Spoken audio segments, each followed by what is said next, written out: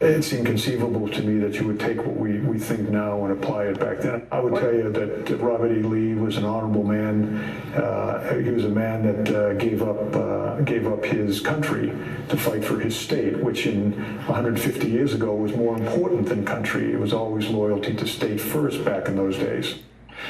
John Kelly, the amateur historian, is full of poisonous falsehoods about American history that he shares with the most ignorant president in history. John Kelly doesn't want to apply the standards of today to Robert E. Lee. Okay, let's not. How about the standards of Robert E. Lee's sister, who sided with the North in the Civil War and whose son joined the Union Army?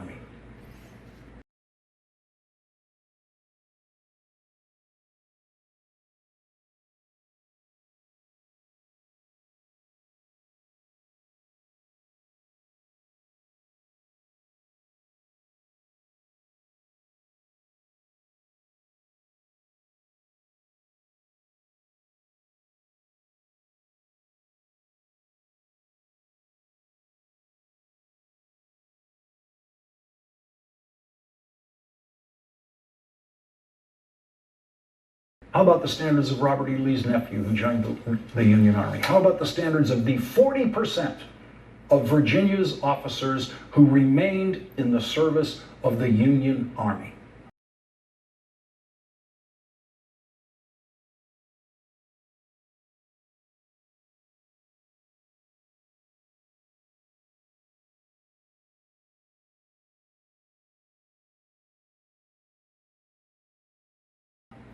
John Kelly dishonors all of them who got it right, morally right, in order to declare the most murderous traitor in American history to be an honorable man. Robert E. Lee owned slaves, beat slaves, and sold individual members of slave families to different buyers.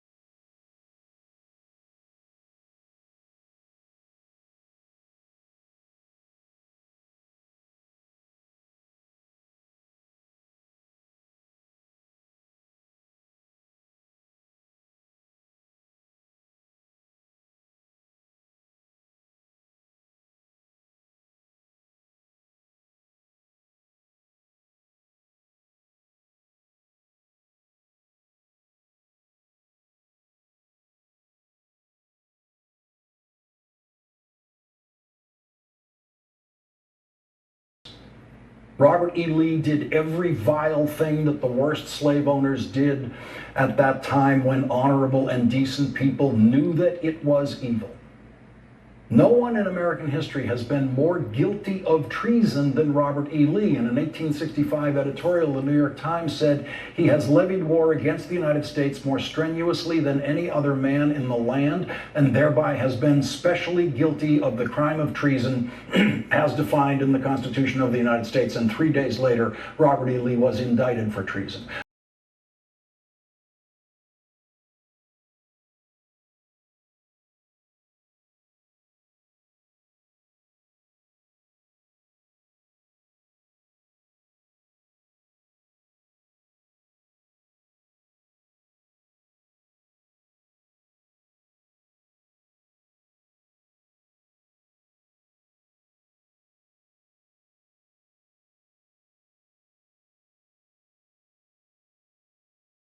But generals, as we see, are especially generous to generals. And General Ulysses S. Grant interceded with President Andrew Johnson to get the treason case against Robert E. Lee dropped.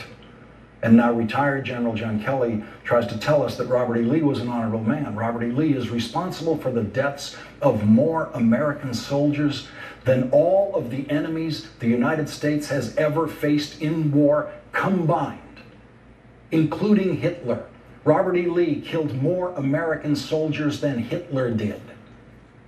And now both Robert E. Lee and Hitler are champions to the white supremacists and anti-Semites who marched in Charlottesville chanting, "Jews will not replace us," and were declared publicly by John Kelly's boss to include some good people.